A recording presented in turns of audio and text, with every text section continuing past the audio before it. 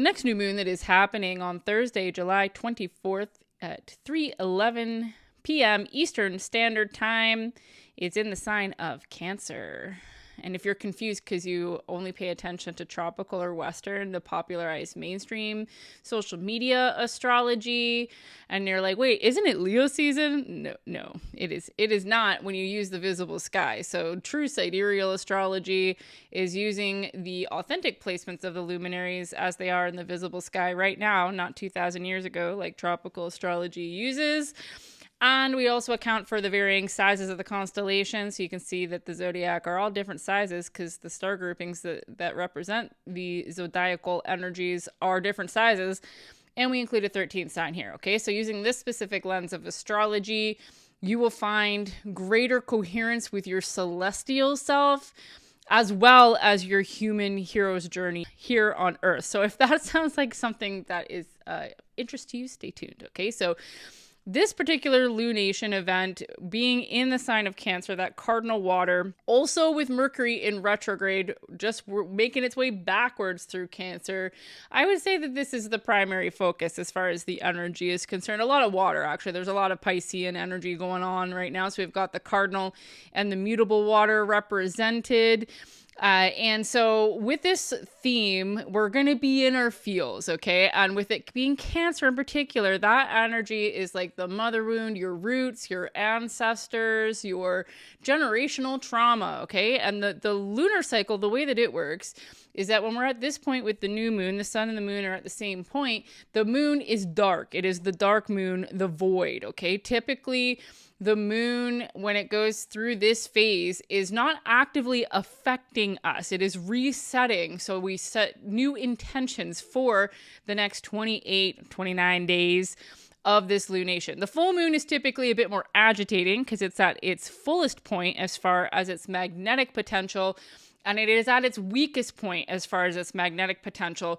And with this too, like typically the new moon is a time to go inwards, but Cancer energy is all about going inwards. It is the crab in its shell, right? Like it's protective. It's taking care of yourself. It's nurturing yourself. It's being your own mother. It's being your, like the child. Both of those kind of archetypal energies come through. And that is just with like the sun and the moon at this point, right? So like the masculine and the feminine, but then also Mercury in retrograde is giving a pause energy. Mercury is transmission. It is communication. Aside from the moon, it's the fastest mover. Okay. So it is giving us this pause, this reconsideration as far as how we're taking care of ourselves. Like, how are you being a mother to yourself? How are you taking care of your needs? Are you taking care of your needs, or are you taking care of other people's needs because you're locked into the external locus of control, or feeling like you need to do things outside of yourself, or codependency, survivalistic type of things? All of these sorts of wounds could be coming up. Like you might be feeling very overworked. You might be feeling underappreciated. You might be feeling pretty like angsty as far as your emotions are concerned. And most of this is going to be internalized. Like you might not necessarily be having things happening in your physical world, but this is more so your internal landscape expressing this sort of emotional feels. Now, aside from these basic points, we also have interaction and other things going on in the chart here as well. Okay, so most notably, we can see that the new moon is opposing Pluto in retrograde in Capricorn. The outer planets, when they're in retrograde, like they're the social planets, right? So when they're in retrograde, it reflects a more internalized experience of greater social themes. So this in particular, with Pluto being in retrograde in Capricorn, we're going to have that internalized experience of the dismantling of the oppressive structures, the patriarchy, the hustle and the grind, the doing, the productivity being connected to your worth kind of energy, feeling like you need to work. And this is really giving, with this opposition with the new moon, it is really giving the releasing of generational trauma and inherited limiting beliefs around your ability to exist in a more heart-centered, spacious, less is more kind of energy. So you might maybe finding yourself, again, I feel like this lunation in particular is going to be more internalized. So it might not be like a specific thing outside of you that is triggering this, but you might just be reconsidering how the current system, how the beliefs that you have held, maybe even unconsciously, the beliefs that were held in your families that like, cause did you know that like you exist as a cell or a zygote, whatever the term is, like a little tiny, like the beginnings of a baby in your mother when she is in her mother. Okay. So like you existed, you lived as a cell in your, like one of those Russian dolls, right? In your mom, in her mom. Okay. So think about your grandma's life on this earth and the kind of limitations that she would have experienced. Though that shit is in your DNA, okay? And this is the time for us to let that shit go. It's not even conscious that we're being guided by these sorts of behaviors either, in the most part, because it is in that causal body. It is in your DNA in a cellular type of way in order to modify your behavior to keep you safe, okay? Like there's all sorts of studies on mice and shit like that where they like traumatize a generation of mice with a certain stimulus. And then they show that stimulus to like a successive generations and they have the same trauma response, even though they didn't have the initial experience of the trauma, okay? Same thing happens to us. Humans like to think that we're not animals, but we are. We're just special magical animals, okay? But we have animalistic roots. The way that our bodies and our brains, the brain in your head functions is based on the way that an animal's does.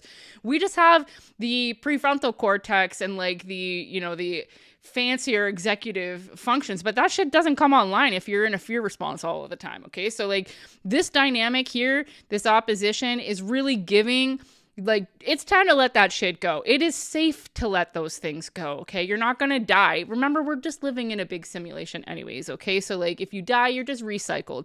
Don't be afraid of death. Don't be afraid of pain. Everything is part of the experience of being in a human body, okay? So there's nothing to fear. Except fear itself. I don't know who said that, but that just came out of me.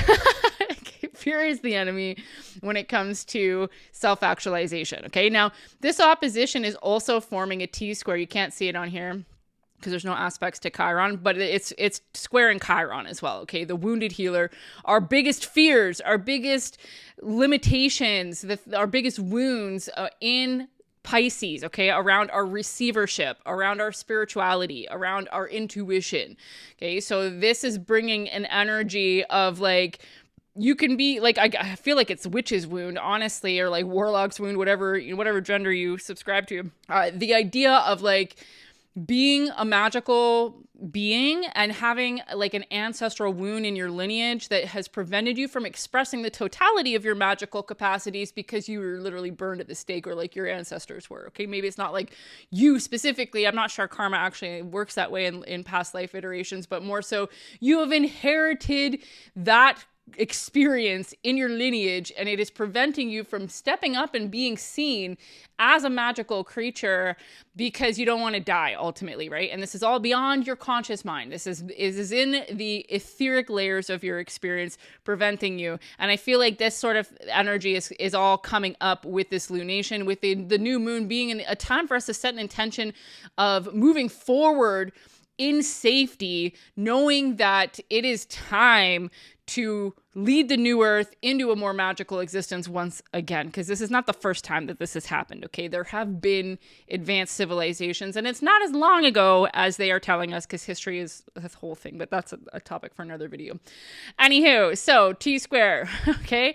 There's also another T-square going on here, this conjunction with Saturn in retrograde and Neptune in retrograde, which is going to be going on until next year, okay? We're having this for like a whole year, basically, because these are both slow movers and they've both been moving at different paces and in retrograde, okay? But they're still so close that you basically can't see each other's lines, okay? So it's not an exact conjunction, but they're pretty darn close. So again, Saturn, the disciplinarian, the organizer, the authoritarian, right? The rules, the regulations, the structure, Neptune, so it's this like building structure. Neptune is like the dissolver of the structures. Okay, it is the intangible, the spiritual. Those two together in Pisces is like brand new paradigm when it comes to creation in your spiritual life, your intuition, your receptivity, the ability to create structures to support you in a more magical life, the urge to take your spirituality more seriously in a devotional type of sense, like discipline and devotion are the same kind of energy with a different intention behind it. Okay, so we have this energy opposing Mars in Leo, which is all about expressing ourselves, confident, bold expression, like drama, playfulness, pleasure. Okay, so you might be finding yourself having a bit of push and pull between this like dissolving and building structures in your intuition and your spiritual life, and this desire just to be playful and silly and be out there. With this being pretty close to the South Node in Leo as well, like the way that you're doing and being is somewhat influenced by this collective movement away from the shadow aspects of Leo. Okay, so I made a video a little while ago talking about how the next 2 years as the South Node moves through Leo, we're going to see the end of performative spirituality, egoic spirituality, this idea of like just doing things for the likes or the spiritual avatar, right? Like that kind of energy is going to cease to be. And so you might be finding yourself being caught up in theatrics or the drama triangle or something like that as a result of this energy being fairly close to each other. And then the nodes are always opposing each other. That's how they work, right? So we have the South Node in Leo, the North Node just barely entering Aquarius, okay? Now, this is giving more Age of Aquarius vibes. If you've seen some of my videos where I'm calling out people talking about the Age of Aquarius because they don't know what an age means, it's when the sign that is rising on the eastern horizon at dawn on the vernal equinox changes, and it is Pisces for like 400 more years. Pluto being in a sign that doesn't have anything to do with what age it is, but the only reason tropical astrology thinks that is because they don't recognize the fact that the constellations change. So like on the spring equinox, it's Pisces, not Aries. But I digress. The point is that I've said through a lot of this content that we can still embody the Age of Aquarius. There's other elements in the chart or the collective energies that bring that energy of freedom, innovation, thinking outside of the box, the rebel, revolution kind of energies. And like the North Node is going to be in Aquarius for the next year, which will bring that kind of collective energy to those Aquarian themes. Okay. And we're just freshly in that, still kind of cuspy with the Piscean energy, like 3 degrees on either side, I would say. So we've got that opposition as always with the nodes here. And then they are both making a square to Venus in Taurus, okay? So we've got like the constant push and pull between moving away from the shadow features of the South Node into the exalted features of the North Node. So this push-pull between performative spirituality, performative leadership, egoic, power-based kind of leadership, superficiality, doing things for the likes kind of energy. We're moving away from that with the South Node, and we're moving into freedom, innovation, the Aquarian age energy in the North Node as a collective. And both of these squaring Venus in Taurus is just bringing a certain energy of embodiment, right? Slow and steady. Like there's no rush to anything. Time is a function of the linear mind anyways, okay? Like linear time does not exist outside of the 3 lower densities of our experience, okay? Time beyond that is actually just the space between matter. It is, everything's happening at the same time. This is why you can do emotional regression work and literally go back in time and change your perception of things that happen to you, and it changes your physical circumstances in the now.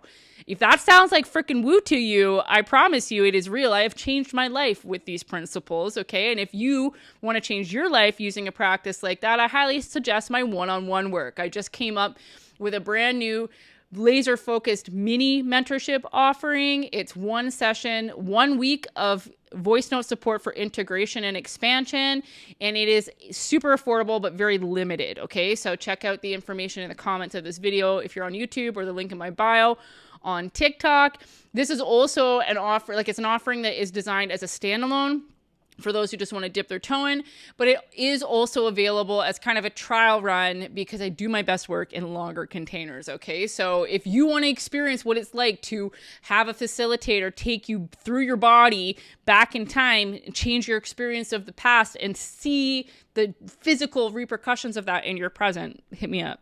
Okay, so that's basically what I'm getting from this energy of like the T-square between the nodes opposing each other and Venus is like slow and steady, be in your body. The clues are in your body, okay? Look within. And again, that is also reverberating through all this Cancerian energy, right? Like slow it down, look inside of yourself. There's no need to be in a rush. There's no need to be impulsive, right? Slow and steady.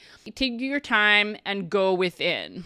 Now, the other thing I wanted to point out as far as the specifics of aspects when it comes to this lunation is this lovely little cradle that we are seeing here, okay? So we've got, again, the opposition of the new moon and Pluto in Capricorn, okay? But we also then have all of these supportive elements. So we've got trines and sextiles happening, interacting between the lunation, Pluto, this conjunction with Saturn and Neptune, and then Uranus in Taurus as well. So Uranus is the change maker, sudden shifts in Taurus is your physical world or your resources, okay? So all of this is really giving like a nice soft place to land when it comes to wrestling with your deep feelings, your ability to take care of yourself, putting yourself first, taking care of yourself in a way that is not selfish, releasing yourself from codependency, releasing yourself from generational ancestral trauma that is keeping you small and safe and non-magical, keeping you silent, right? The oppressive externalized structures in the form of hustle and grind mentality, the patriarchy, working to live kind of energy, hard work until you die kind of vibes, right? So like this push-pull and like the negative aspects of this lunation in the sense of like kind of, you know, there's some stickiness that is potential here, okay? But like we're being supported by sudden shakeups in your physical world as a possibility, and this restructuring of systems and seriousness and discipline when it comes to your spirituality. Also, Neptune being in Pisces in retrograde is like the veil is thin, and like it's gonna be thin for a while, okay? So altogether, what I'm really getting from this is like, it is time. It is time to release the past. It is time to release the old ways of performative action. It is time to release the striving for things outside of yourself and the realization that everything is within you is there for you to reap, okay? But you got to take a pause. You got to take a beat. You need to go within. I would say that this new moon in particular would be a great time to be by yourself, okay? Isolate yourself in a way that is healthy. Remove yourself from the energetic co-effects of the people around you, okay? Get into a natural body of water. With all this water, like being in the water. I think I'm going to go to the beach on Thursday, actually, after seeing this. So, I mean, that was always in the plan anyways. Living in southwestern Ontario, I got to soak up that summer beach as much as I can. But yeah, that would be my recommendation. Be on your own, go within. And honestly, these are the core foundations of enlightenment in general, right? Calm your body down and go within. Those are the two steps that are essential. Outside of that, everything else is just a tool that you can use. And there's so many different ways to get there. But if you calm your body down and you go within, magic is gonna freaking happen, okay? So that's about all I have to say as far as this lunation is concerned. If you like this sort of content, I would love it if you shared this with somebody who you think would benefit from it.